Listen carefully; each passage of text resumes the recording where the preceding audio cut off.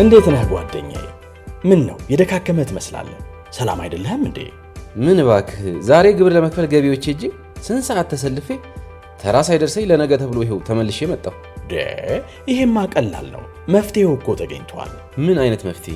ይሄውልህ ብርሃን ባንክ ብርሃን ኢታክስ የተሰኘ አገልግሎት ጀምሯል።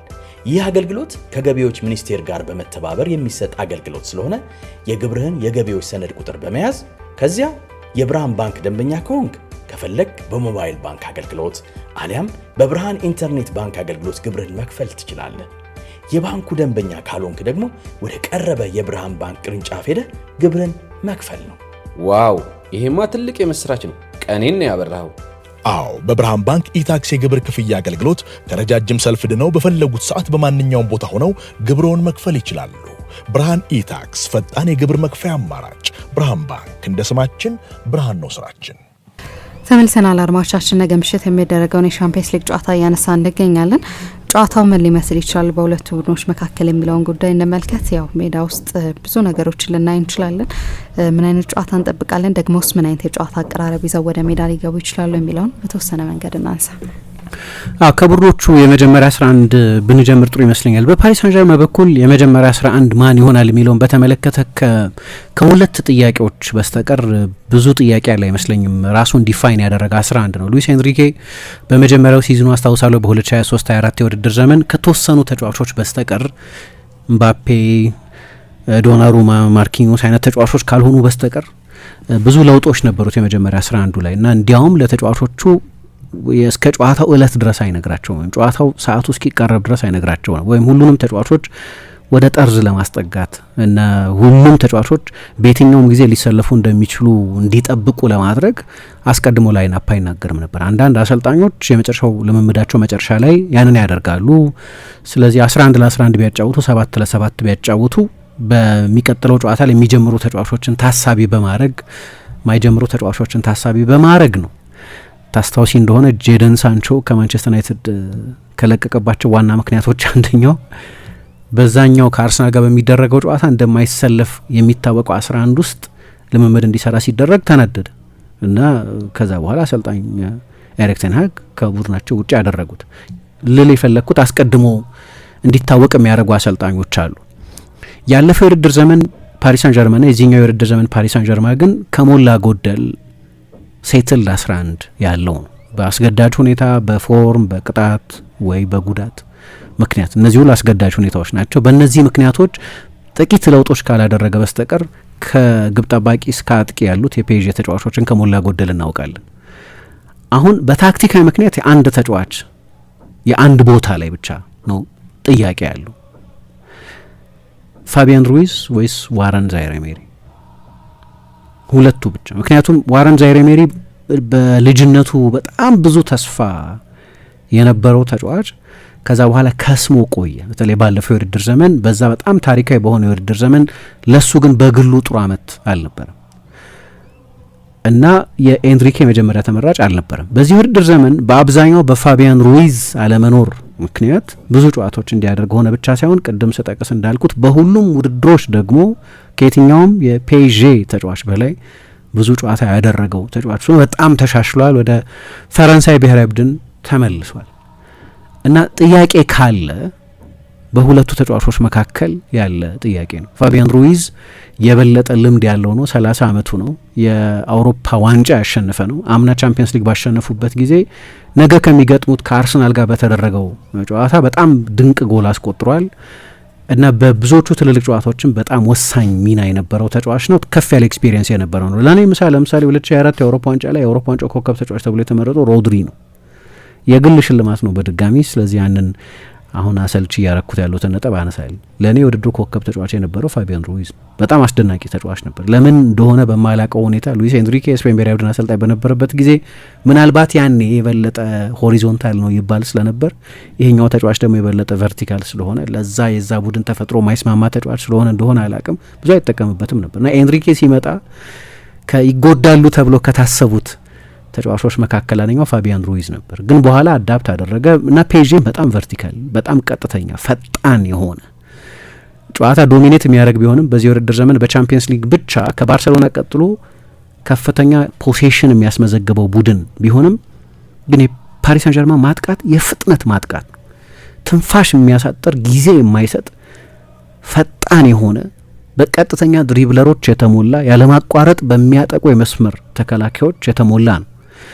ለእንደዚህ አይነት አጫዋት ደግሞ ፋቢያን ሩይዝ ጠቃሚ ነው። ምክንያቱም ከስፔን አማካዮች ጋር ከሌሎች አማካዮች ጋር ወይም ስለ ስፔን አማካዮች ካለ ስቴሪዮታይፕ ጋር የምታነጻጽሪው ከሆነ በጣም ቨርቲካል ተጫዋች ነው እና ጥያቄው ፕሮፋይሉ አይደለም የአስፈላጊነቱ አይደለም። ግን ዋረን ዛይሬ-ኤሜሪም በጣም በጥሩ ፎርም ላይ ነው ያለው። የዲዲዬ ዴሾ የዓለም ዋንጫ ስብስብ ውስጥ ተጠርቷል። ግን ይሄ ልጅ 16 ተከታታይ ጨዋታዎች አልፈውታል እስከ ቅርብ ጊዜ እስከዛ የባየር ሚኒክ ጨዋታ ድረስ። የባየር ሚኒክን ጨዋታ ከጀመረባቸው ምክንያቶች አንደኛው የአሽራፍ ሀኪሚ በመልሱ ጨዋታ ላይ መጎዳት ነው። ስለዚህ ዋረን ዛይሬ-ኤሜሪ ከአማካይ ክፍል መውጣት ነበረበት። ይሄ ይመስለኛል ትልቁ ታክቲካዊ ጥያቄ፣ ምንም ሌላ ጥያቄ የለውም። ይሄው የአማካይ ክፍል ኮምቢኔሽን ደግሞ አሁን ዛይሬ-ኤሜሪ ያለበትም ፋቢያን ሩይዝ ያለበትም ከሌሎቹ ሁለት ፖርቱጋሊያን ጋር ማይነኩ ሁለት ፖርቱጋሊያን አማካዮች አሉ፣ ጆዋው ኔቬስ እና ቪቺኛ። ሶስተኛው አማካይ ማን ነው የሚለው ካልሆነ በስተቀር ጥያቄ የለም። ሌሎቹን 11 መገመት እንችላለን ብቻ ሳይሆን እናውቃለን፣ ሌላ ሰርፕራይዝ ከሌለ በስተቀር እና ሌላ ሰርፕራይዝም አልጠብቅም። ሌላኛው ጥያቄ ግን የፊትነስ ጥያቄ ነው፣ የአሽራፍ ሀኪሚ ጥያቄ ነው። ሀኪሚ የሚደርስ ይመስላል። የባየር ሚኒኩ ጨዋታ አልፎታል እንደምታውቂው። ከዛ በኋላ በነበሩት የሊጋ ጨዋታዎች አልተሰለፈም፣ ግን ልምምድ እያደረገ አይተናል እና ረጅም ጊዜ ከሜዳ ስላልራቀ በአስፈላጊነቱም ምክንያት በታክቲክ ጠቃሚነቱም ምክንያት በ80% ፊትነስም ላይ ቢሆን እሱን የበለጠ የሚያሰልፈው ይመስለኛል። የሀኪሚ መሰለፍ ራሱ ሪስኮች አሉት፣ ምክንያቱም ቦታውን ትቶ የሚሄድ ተጫዋች ነው። ግን ከጉዳቱ ጥቅሙ ስለሚያመዝን ሉዊስ ኤንሪኬ እሱን ማስጀመሩ አይቀርም። ከዛ ውጪ ከማትፌ ሳፋኖቭ ነው ግብ ጠባቂያቸው። ፓቾ፣ ኑኖ ሜንዴሽ እና ማርኪኞስ ተከላካዮች ናቸው። ከፊት 3 አስደናቂዎች ክቫራትስኬሊያ እስካሁን ድረስ አሁን ቢሆን ባሎንዶር የሚሰጠው የባሎንዶር ትልቅ ፖቴንሻል ያለው ነው። ለእኔ ለሱ ለባሎንዶር ተስፈኝነት የነገው ጨዋታ በጣም ወሳኝ ነው። ምክንያቱም የዓለም ዋንጫ ሲዝን እና የዓለም ዋንጫ ሲዝን ደግሞ ነገሮች ይለውጣል። ሊዮኔል ሜሲ የባሎንዶር ሲያሸንፍ በዓለም ዋንጫው ምክንያት ነው ባሎንዶር ያሸነፈው እንጂ ከፓሪስ ሳን ጀርመን ጋር በነበረው ሲዝን አይደለም። ወይም ሮናልዶ በ2002 የባሎንዶር ሲያሸንፍ ለኢንተር አመት ሙሉ እኮ አልተጫወተም። ወይም 2006 ላይ ፋቢዮ ካናቫሮ ባሎንዶር ሲያሸንፍ አመት ሙሉ እኮ አልተጫወተም። የዓለም ዋንጫ ሌላ ውድድር ነው። በሰዎች ሕሊና ውስጥ ትቶት የሚያልፈው ነጥብ ልዩ ነው። በመራጮች ውስጥ ትቶት የሚያልፈው ነጥብ ልዩ ነው። ግን ቻምፒየንስ ሊግ ፋይናል ላይ እንደገና ሌላ የተለየ ብቃት የሚያሳይ ከሆነ ለባሎንዶር ያለው እድል ይሰፋል። ያው ጆርጂያ እንደምታውቂው የዓለም ዋንጫ ላይ ተሳታፊ አይደለችም። ስለዚህ ክቫራትስኬሊያ ውድድሩ ላይ አይኖርም። በአርሰናል በኩል ግን ብዙ ጥያቄዎች አሉ ይመስለኛል። ልክ እንደ ፔዤ እርግጠኛ ሆነን ስለ 11ዱ መናገር የምንችል አይመስለኝም። አሁን ከቤን ዋይት በስተቀር እና ከዩሬን ቲምበር አጠራጣሪነት በስተቀር ሁሉም ተጫዋቾች አሉ። ግን ለምሳሌ በሁለቱ የመስመር ተከላካዮች ቦታ ላይ ሚኬል አርቴታ ማን የሚመርጠው የሚለውን ዛሬ እርግጠኛ ሆኖ መናገር የሚቻል አይመስለኝም። በቀይ መስመር ተከላካይነት ላይ ብዥታ አለ። አንደኛ ቤን ዋይት ማነው? ቤን ዋይት የለም፣ ሙሉ ለሙሉ ከዓለም ዋንጫም ውጪ ነው። ከጉዳቱ መጠነኛ ያለ ሰርጀሪ ቢሆንም ግን ከጉልበታችን ላይ ካሉት የጉልበት ሊጋሜንቶች መካከል የአንደኛው ጉዳት ነው የገጠመው፣ ዳሜጅድ ነው። ስለዚህ የለም። ቲምበር ነው የሚጠበቀው። እኔ ማንም ቢሰለፍ ሪስክ ነው የምለው።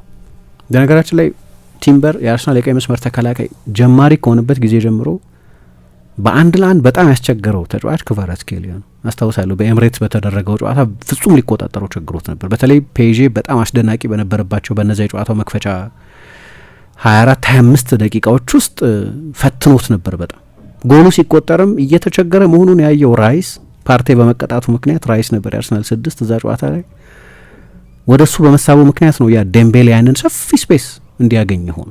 ምክንያቱም በጣም እያሰጋቸው ነበር ክቫራትስኬሊያ እና በጣም የተሟላው የግራ ክንፍ ተጫዋች ይመስለኛል። አሁን በዓለም ላይ ቪኒሸስ አለ፣ ግን ያለፉት 2 ዓመታት የቪኒሸስ ፎርም ወጥ አይደለም። ሁለተኛ ግን በተለይ በጠቃሚነት ከኳስ ውጭ ያለው አፕሊኬሽን በሁለቱ ተጫዋቾች መካከል ውድድር እንዳይኖር የሚያደርግ በተለይ ለኤንሪክ አይነት አሰልጣኝ ማለት ነው።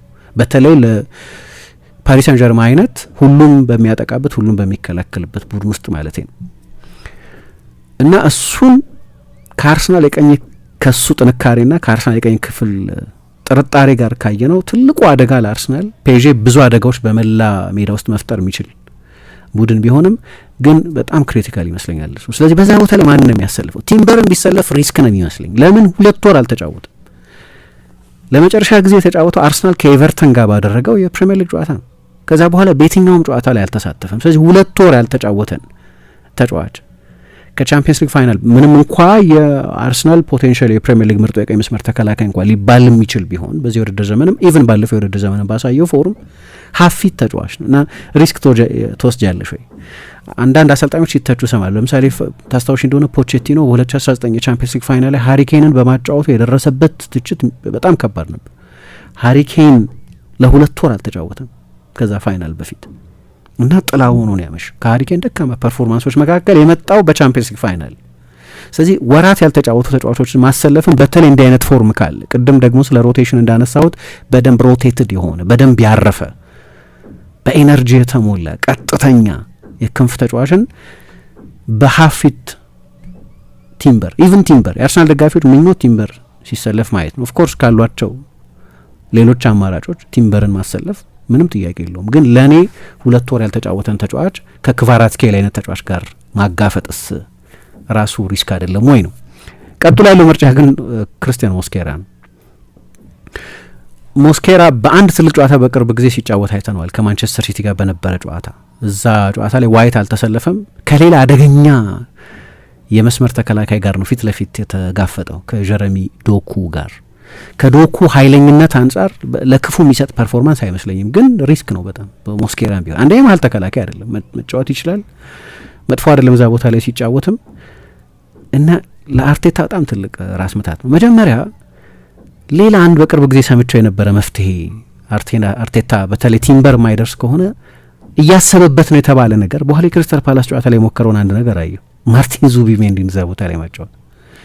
የክሪስታል ፓላሱ ጨዋታ ላይ ማርቲን ዙቢሜንዲ 90 ደቂቃ የመስመር ተከላካይ ሆኖ የተጫወተው። በቅርብ ጊዜ ምሳ እንደምታውቂው ማይልስ ሉዊስ ስኬሊ መሰለፍ ከጀመረ በኋላ አርቴታ ከመጀመሪያ አሰላለፍ ውጭ አድርጎታል። በኋላ በበርንሌው ጨዋታ ላይ ደግሞ ራይስን ከኤዜና ኦደጋርድ ጋር ነው ያጣመረው። ስለዚህ በሁለት ቢቮት አልተጫወተም እዛ ጨዋታ ላይ። ግን እዛ ከጨዋታው በፊት ለአርሰናል በጣም ቅርብ የሚባሉ ሶርሶች እንደ ኤክስፐሪመንት ግድ ከሆነበት በጨዋታው ከመነሻውም ይሁን በጨዋታው አንደኛው ምዕራፍ ላይ ዙቢሜንዲን የቀኝ መስመር ተከላካይ አድርጎ ሊጠቀምበት ይችላል የሚል ነገር ሰምቼ ነበር እና እዛ ባለፈው የክሪስታል ፓላስ ጨዋታ ላይ የበለጠ የሮቴሽን ነው። ሁለተኛ ብዙ ማይሰለፉ ተጫዋቾች ነው የተሰለፉበት፣ ግን እሱ እዛ ቦታ ላይ ነው የተጫወተው። ሌላ ተጫዋች ማጫወት ይችል ነበር፣ ግን እሱ ነው የተጠቀመው። ስለዚህ ይህም የትኛውን ተጫዋች ነው የሚጠቀመው የሚለውን ሁሉንም ቢጠቀም ሪስክ ስለሆነ በእርግጥ ፓላስም ከጠበቅነው በላይ ጠንካራውን ቡድን ተጠቅሟል እዛ ጨዋታ ላይ። ቢሆንም የክሪስታል ፓላስ ጨዋታ ለፔዤ ጨዋታ በቂ መሰናጃ አይሆንም። በእግር ኳስ ሕይወቱ በሙሉ ተጫውቶ እዛ ቦታ ላይ ለማያውቅ ተጫዋች ማለት ነው። በቅርብ ጊዜ አርቴታ ከተተቸባቸው ጨዋታዎች መካከል አንደኛው ያ የዌስትሃም ጨዋታ ነው። ከቤን ዋይት መጎዳት በኋላ ራይስን ነው አይደለም እዛ ቦታ ላይ ተጠቅሞ የነበረው። ያ ደግሞ በጣም ከፍተኛ ብልጫ ወስዶ ለነበረው አርሰናል የጨዋታ ሺፍት የተፈጠረበት ቅጽበት ያቺ ለውጥ ነች። በቀይ መስመር ተከላካይነት ማን ነው የሚጠቀመው የሚለው ጨዋታውን ሊወስኑ ከሚችሉ ዞኖች መካከል አንደኛው ስለሆነ ክቫራትስኬሊያ ያለበት ቦታ ስለሆነ በጣም አስፈላጊ ነው። ግን በግራ በኩልም እርግጠኛ ሆነን መናገር የምንችል አይመስለኝም። ምክንያቱም በግራ በኩል የአርሰናል ተከላካይ ሆኖ እንዲጫወት ብዙ ሰው የሚጠብቀው ሪካርዶ ካላፊዮሪ ነው። ሪካርዶ ካላፊዮሪ በፖሴሽን በማጥቃት ጊዜ ለአርሰናል ፍጹም የማይተነበይ አዳዲስ የማጥቃት አንግሎች መፍጠር የሚችል ኢንትረስቲንግ ተጫዋች ነው። ከፍተኛ ቴክኒካዊ ችሎታ አለው። ወደ መሀል እየገባ መጫወት ይችላል። ኢንቨርት ማድረግ ይችላል። ኦቨርላፕ ማድረግ ይችላል። አድቫንስድ ቦታዎች ይዛል። 8 ቁጥር ቦታ ላይ ይገኛል። የተጋጣሚ ቡድን የመከላከል መዋቅር ላይ ችግር መፍጠር የሚችል አይነት ኢንትረስቲንግ ፕሮፋይል ነው። ግን ደግሞ ዱዌ ነው በሱ ፊት ያለው ተጫዋች። ዱዌም ልክ እንደ ክቫራትስኬሊያ ሁሉ ቀጥተኛ፣ ፈጣን፣ አደገኛ፣ ጎል ማስቆጠር የሚችል ክሬቲቭ የክንፍ ተጫዋች ነው። ስለዚህ ምርጫሽ የሚሆነው ከኢንካፒዬና ከካላፊዮሪ አንደኛው ነው። ካላፊዮሪ የሚሰጠው ጥቅም የታወቀ ነው። ግን የነገው ጨዋታ ላይ አርሰናል ከ45% ከ40% በታች የኳስ ቁጥጥር ድርሻ ቢኖረው ብዙም ያስገርም አይደል። የአርሰናል የዚህ ዓመት የቻምፒየንስ ሊግ የፖሴሽን አቬሬጅ 11ኛ ነው። 52% ነው በአማካይ የሚቆጣጠረው ሰው። በትልልቅ ጨዋታዎች ላይ ያለ ፖሴሽን የመጫወት ችግር የለበትም። ያ የሚሆን ከሆነ በመከላከል የበለጠ አስተማማኝ የበለጠ ትጉ ተጫዋች በ1v1 የበለጠ የሚከላከል ተጫዋች ልትፈልግ ይችላለች። በዚህ ኢንካፔ ይሻላል። የበለጠ ዲፌንሲቭ ፉል ባክ ነው ሪካርዶ ካላፊዮሪ፣ የበለጠ ኦፌንሲቭ ፉል ባክ ነው። የትኛውን ይመርጣል? የምትመርጪው ተጫዋች ልትጫውቺ የፈለግሽውን የእግር ኳስ አይነት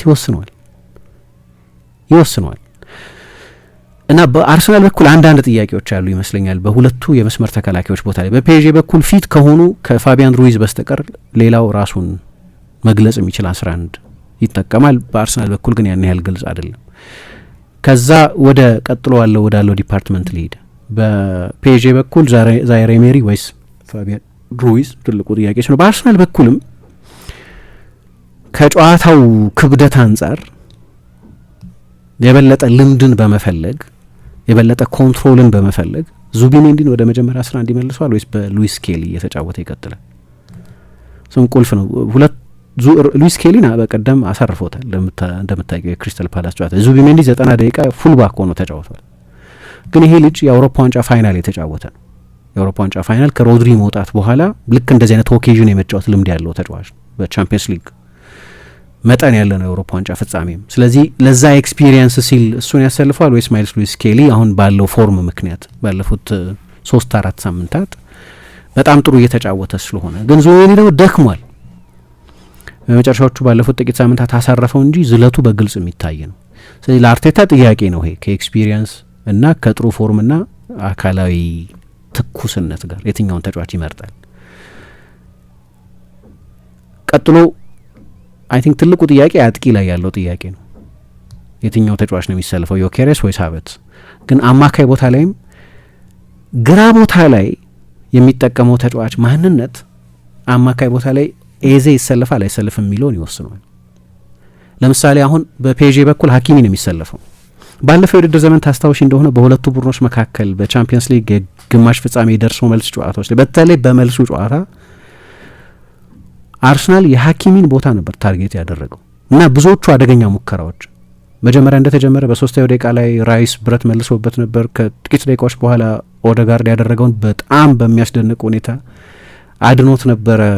ጂያን ሉዊጂ ዶናሩማ 5 ትልልቅ ሙከራዎች አድኗል በዛ ጨዋታ ላይ። በሁለቱም ጨዋታዎች በጣም አስደናቂ ነበር ለነገሩ። ግን የአርሰናል አብዛኞቹ ማጥቃቶች በሀኪሚ ጀርባ ያሉትን ክፍት ቦታዎች ማጥቃት ላይ ያተኮረ ነበር። 2/3 ማጥቃት በዚያ በኩል ነው ይደረግ የነበረው።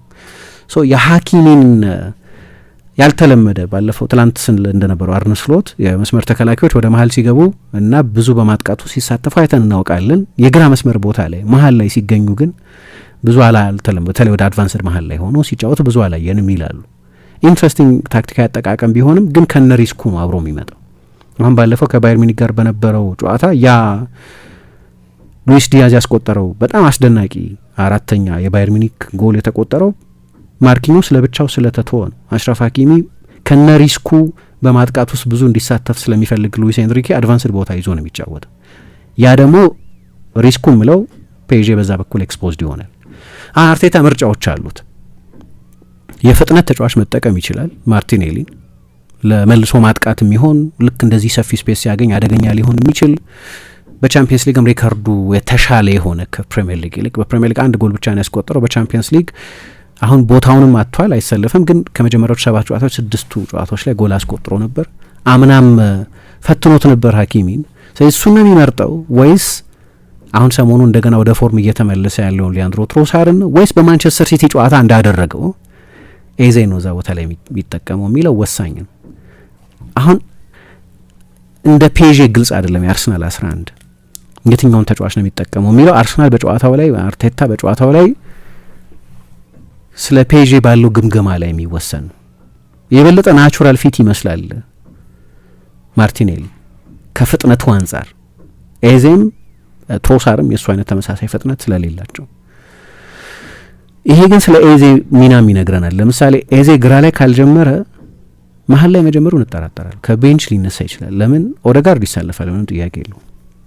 ራሱም ሚኬል አርቴታም ስለ ኦዴጋርድ የሚሰጠውን አስተያየት ካየሽ ቡድኑን አጣብቆ የሚይዝ ግሉ ይለዋል እና ለትልቅ ጨዋታ በተለይ ኮንትሮል ለምትፈልጊበት ጨዋታ ከኳስም ጋር የቡድኑ ዋናው ክሬቲቭ ተጫዋች ነው። በነገራችን ላይ በ90 ደቂቃ ሬሾ ከፕሪሚየር ሊግ ኤሊት የፈጠራ ተጫዋቾች መካከል አንደኛው ነው በዚህ ውድድር ዘመን።